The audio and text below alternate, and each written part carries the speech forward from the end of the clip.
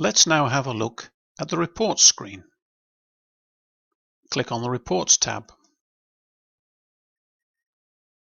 In this screen, towards the top of the screen, you will see that there are a number of colored icons. These access the underlying graphs that are available with the software. Further down the screen, you'll see that there are a number of preset reports. Let's have a look at a basic cost report. Click on the item, double-click, or press the Open Reports button. The report opens. Here you can see the total cost for the job is $130,705 plus wastage, giving a total cost of $134,700. If I wish to drill down further into the information, I simply need to select one of the labels and move it down into the table. For example, the resource label.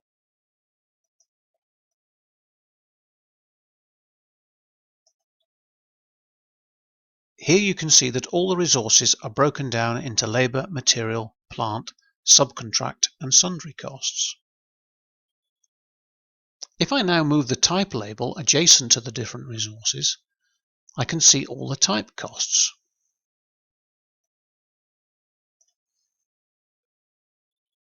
For example, on the labor section, I can now see the bricklaying cost is £11,974.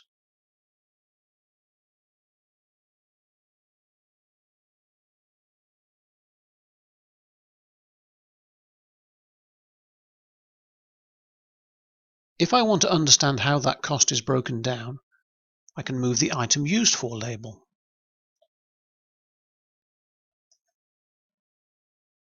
To show all items used for, and to reveal all the costs, for example the cost of the bricklayer.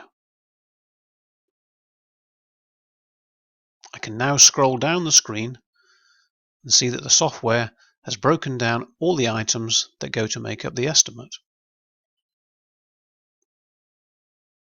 If I wish to see more detail, I can, for example, drag the description label to the right of the Item Used For label.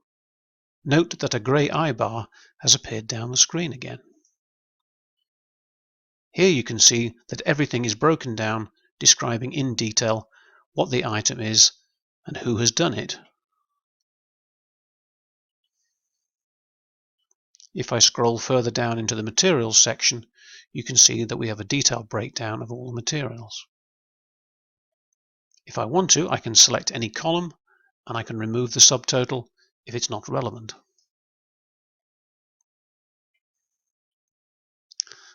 The main thing to realize with the Report Manager is that you can drag these buttons around to provide numerous reports to suit your own requirements. Don't worry if at any time you feel you've made a mistake. You can simply close the report and press the Reset button. This resets the report to its original state. You cannot damage the data by using this tool. Please feel free to play with the outputs to provide the information that you require.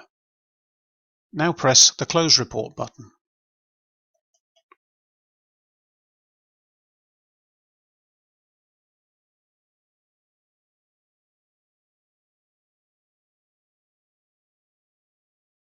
We can now have a look at some standard reports that have been set up. For argument's sake, let's have a look at the Materials task list. Again, I can select it and double-click or press the Open Report button.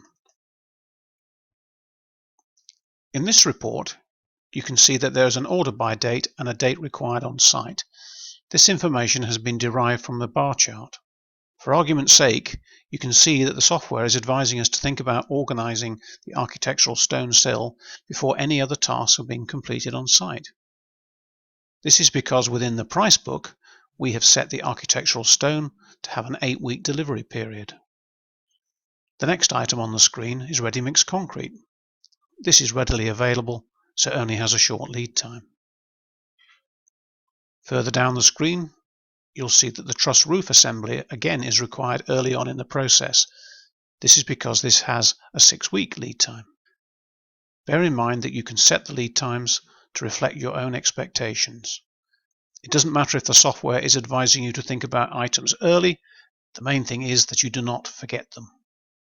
When you have finished looking at the report, press the Close Report button.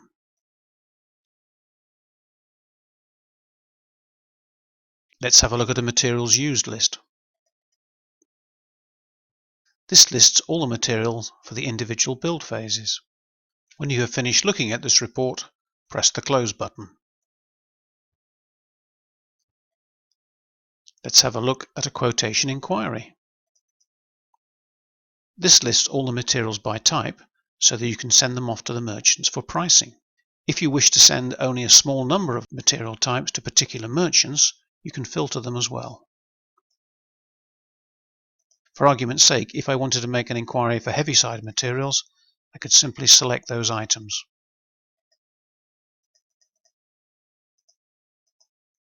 Click OK, and the subset of materials is provided.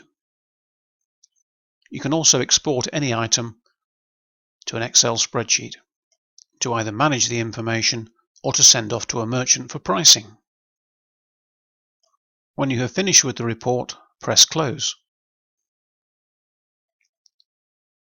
Towards the top of the screen, as we mentioned, there are a number of graphs. Let's have a look at a cost cash flow. Select the item, press Open Report, and the graph appears. Again, this is merging the information from the Gantt chart and the estimate to provide a profile of costs as the job develops. Let's now have a look at a cost by material pie chart. Click on the item, double-click, and the chart appears. Initially, you can see that all the information is presented in terms of percentage overall cost for the job. Clearly, insulation is a big item to be thought about. On the other hand, we can look at these items in terms of cost. Click on the toggle button and cost items then appear.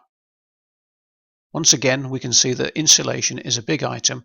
We need to focus on that to get the best price for that material. Once you have finished looking at the chart, press Close.